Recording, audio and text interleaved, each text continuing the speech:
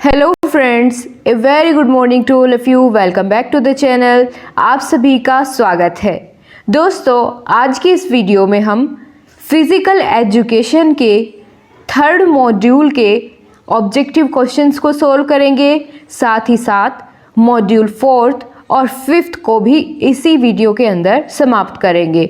इससे पहले मॉड्यूल 1 और 2 फिज़िकल एजुकेशन के आपको ऑनलाइन शिक्षण चैनल पर प्रोवाइड कर दिए गए हैं। आगे के तीनों मॉड्यूल्स हम इसी वीडियो में कवर करेंगे। चलिए दोस्तों, तीसरा असाइनमेंट यानी तीसरा मॉड्यूल में ऑब्जेक्टिव क्वेश्चंस की शुरुआत चलिए करते हैं। पहला प्रश्न आपसे पूछा गया है, आंखों की सफाई के लिए प्रयोग करना चाहिए किसका? ठंडे पानी का, काजल, गर्म पानी या इनमें से कोई नहीं। दोस्तों, आंखों की सफाई करने के लिए ठंडे पानी का प्रयोग करना चाहिए। आगे बढ़ते हैं। अगले प्रश्न में आपसे पूछा गया है, विश्व शौचालय दिवस मनाया जाता है 11 अप्रैल को, 23 जून को या 19 नवंबर को या 19 अगस्त को। दोस्तों, विश्व शौचालय दिवस 19 नवंबर को मनाया जाता है। अगले प्रश्न में आपसे पूछा गया है, सामाजिक स्वच्छता से तात्पर्य है क्या? आँख की स्वच्छता, कान की स्वच्छता, नाक की स्वच्छता या आसपास की स्वच्छता। दोस्तों, सामाजिक स्वच्छता से तात्पर्य है आसपास की स्वच्छता। ठीक है, इसीलिए option number D is the correct option. अगले प्रश्न में आपसे पूछा गया है, स्वास्थ्य शिक्षा में सम्मिलित है पर्यावरण, शारीरिक स्वास्थ्य, सामाजिक स्वास्थ्य या फिर ये सभी। दोस्तों, स्वास्थ्य शिक्षा में सम्मिलित है ये सभी, पर्यावरण भी, शारीरिक स्वास्थ्य भी, सामाजिक स्वास्थ्य भी। तो हम ये सभी यानी ऑप्शन नंबर डी पर क्लिक करेंगे। अगले प्रश्न में आपसे पूछा गया है, निम्नलिखित में से कौन सा व्यक्ति के स्वास्थ्य पर दीर्घकालिक प्रभाव डालता है? खांसी, चिकन पॉक्स, तंबाकू चबाना या तनाव। सबसे ज़्यादा लंबे समय तक स्वास्थ्य पर जो प्रभाव डालता है वह होता है तनाव। ठीक है, इसीलिए कहते हैं कि तनाव मुक्त जीवन जीना चाहिए। तो ऑप्शन नंबर डी करेक्ट हो जाएगा।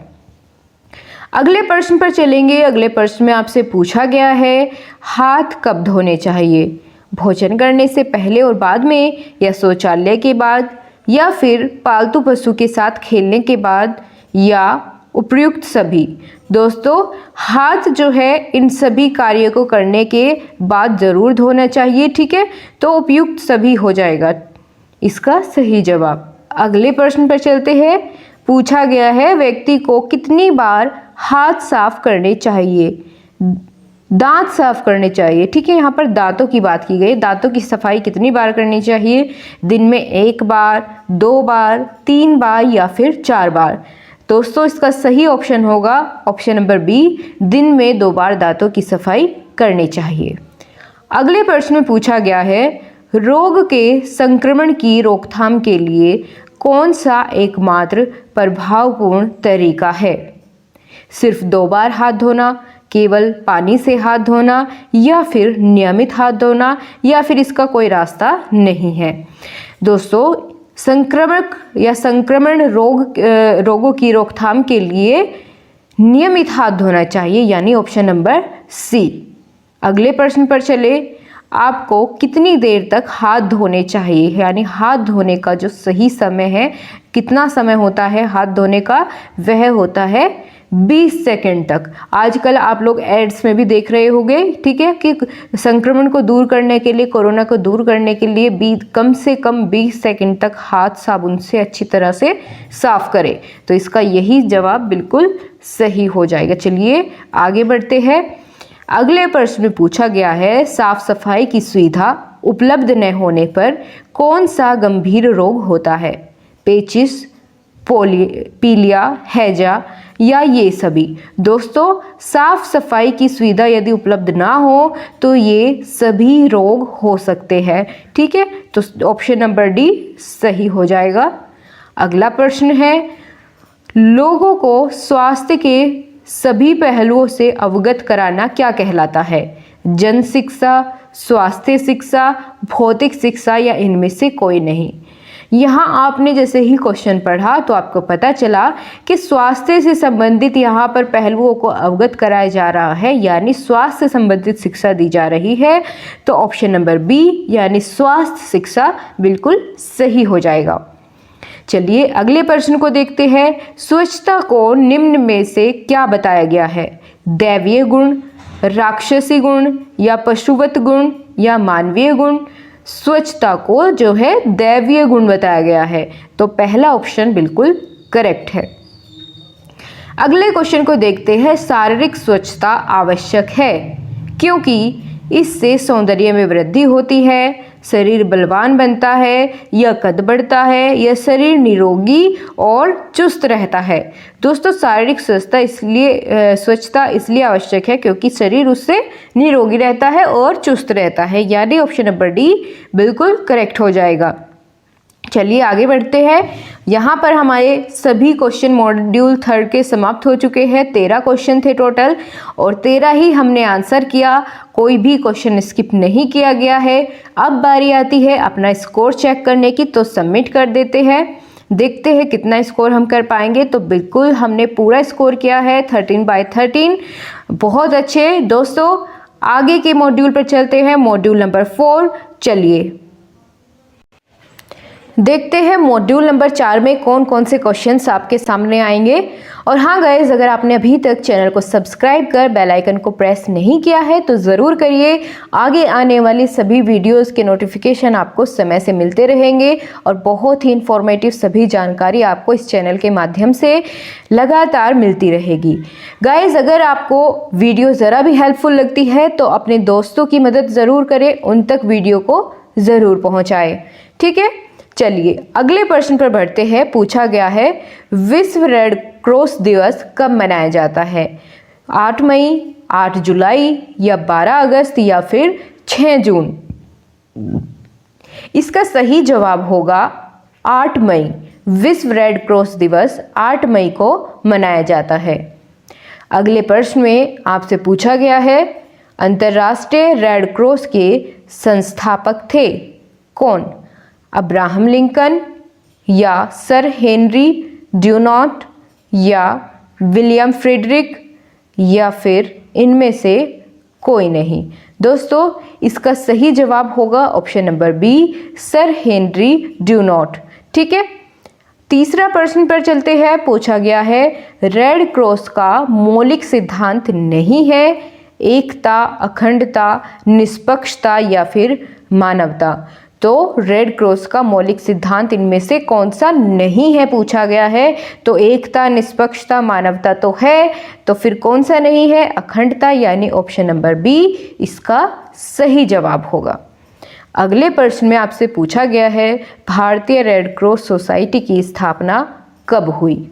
1920, 1944, 1963 या 1937 ईस्वी में? दोस्तों रेड क्रॉस सोसाइटी की या भारतीय रेड क्रॉस सोसाइटी की स्थापना 1863 ईस्वी में हुई थी। अगला प्रश्न है निम्नलिखित में से किस वर्ष अंतर्राष्ट्रीय रेड क्रॉस सोसाइटी को शांति का नोबेल पुरस्कार नहीं मिला था? इस बात पर ध्यान देंगे, नहीं पूछा गया है, तो कौन सा होगा? 1917 में मिला था, 1944 में भी मिला था, फिर उसके बाद 1963 में भी मिला था, 1968 में नहीं मिला शांति का नोबेल पुरस्कार। 3 बार मिला, तीनों बार आपको बता दिया गया है। 1968 में नहीं मिला, यही आपसे क्वेश्चन में पूछा गया था। इसको सबमिट करते हैं, आगे बढ़े। भारतीय रेड क्रॉस सोसाइटी का मुख्यालय स्थित है कहाँ? मुंबई, नई दिल्ली, बेंगलोर या फिर जयपुर में? भारतीय रेड क्रॉस सोसाइटी का मुख्यालय दोस्तों नई दिल्ली में स्थित है। आगे बढ़े। भारतीय रेड क्रॉस सोसाइटी के अध्यक्ष होते हैं कौन? राष्ट्रपति, प्रधानमंत्री, स्वास्थ्य मंत्री या उपराष्ट्रपति? दोस्तों भारतीय रेड क्रॉस सोसाइटी के अध्यक्ष है राष्ट्रपति होते हैं। ठीक है, अगले प्रश्न में बढ़े। पूछा गया है अंतर्राष्ट्रीय रेड क्रॉस सोसाइटी की स्थापना कब हुई। पहले पूछा गया था भारतीय, अब पूछा गया है आपसे अंतर्राष्ट्रीय रेड क्रॉस सोसाइटी की स्थापना कब हुई थी। तो यहाँ आप क्या जवाब देंगे, 1863, 1920, 1865 या 1917। तो इसका सही जवाब हो जाएगा 1863 में। सबमिट करते हैं। रेड क्रॉस सोसाइटी का मुख्य उद्देश्य नहीं है, क्या नहीं है, मानवता की सेवा करना, ये तो होता है। आपदा पीड़ितों की सेवा करना, यह भी रेड क्रॉस सोसाइटी का उद्देश्य है। सामुदायिक स्वास्थ्य की देखभाल करना, यह भी है। शिक्षण संस्थानों की स्थापना करना, यह उद्देश्य नहीं होता रेड क्रॉस सोसाइटी का। ऑप्शन नंबर डी सही हो जाएगा आंसर। अगले प्रश्न पर चलिए। पूछा गया है अंतर्राष्ट्रीय रेड क्रॉस सोसाइटी का मुख्यालय स्थित है वॉशिंगटन, नई दिल्ली, जेनेवा या फिर न्यूयॉर्क। दोस्तों, अंतर्राष्ट्रीय रेड क्रॉस सोसाइटी का मुख्यालय जेनेवा में स्थित है। आई होप आपको समझ आ गया होगा। आगे बढ़े। यहाँ पर आपके क्वेश्चन समाप्त हो जाते हैं। 10 क्वेश्चन आपके चौथे मॉड्यूल में थे, 5वें में देखेंगे कितने आएंगे आपके सामने। तो 10 के 10 क्वेश्चन हमने पूरे कर लिए हैं, कोई भी स्किप नहीं है। सबमिट करते हैं और अपना स्कोर जानते हैं कि हमने कितना स्कोर किया। दोस्तों, स्कोर आपके सामने है। हमने सभी क्वेश्चन का सही जवाब दिया और हमारा स्कोर है 10/10। ठीक है, अब हम चलेंगे और 5वें मॉड्यूल को शुरू करेंगे, देखेंगे कितना सही कर पाते हैं। सो गाइस, 5वां मॉड्यूल जो है वो बहुत हद तक जो आपने पहले मॉड्यूल में आंसर किए थे उनसे मिलता जुलता है। ज़्यादातर क्वेश्चन वही रिपीट किए गए हैं 5वें असाइनमेंट में, ऑब्जेक्टिव आंसर्स जो आपको दिए गए हैं। तो इनमें चलिए फटाफट से सभी को सॉल्व करते हैं और 5वां मॉड्यूल भी पूरा करते हैं। फोमाइट वाहित संचरण का उदाहरण है रुमाल, पीने के पानी का पात्र, खिलौने या उपयुक्त सभी। दोस्तों, ये सभी इसका वाहक होते हैं। उपयुक्त सभी पर हम क्लिक करेंगे और आगे बढ़ेंगे। अगला प्रश्न है जिसमें आपसे पूछा गया है कि मक्खियों द्वारा फैलने वाला रोग कौन सा है।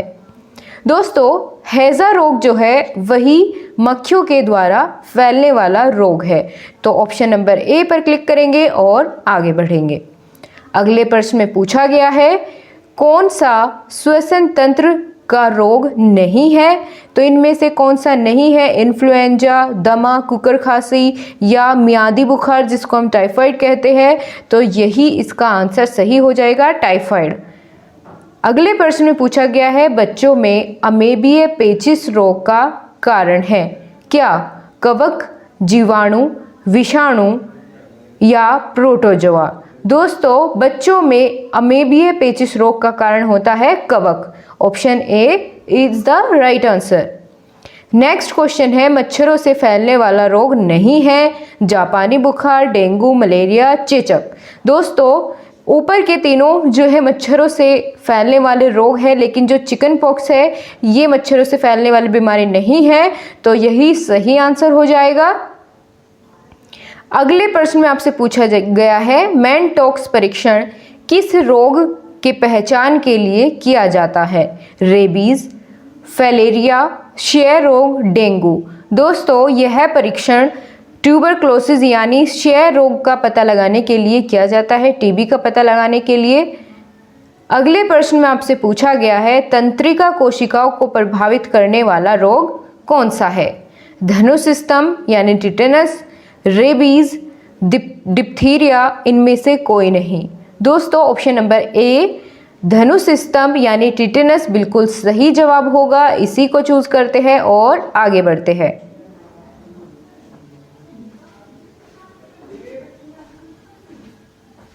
अगले प्रश्न में आपसे पूछा गया है बिंदुक केंद्रक द्वारा फैलने वाला रोग नहीं है। तो इनमें से कौन सा रोग बिंदुक केंद्रक के द्वारा फैलने वाला रोग नहीं होगा, वह होगा टीबी, इन्फ्लुएंजा, कोरोना या मलेरिया।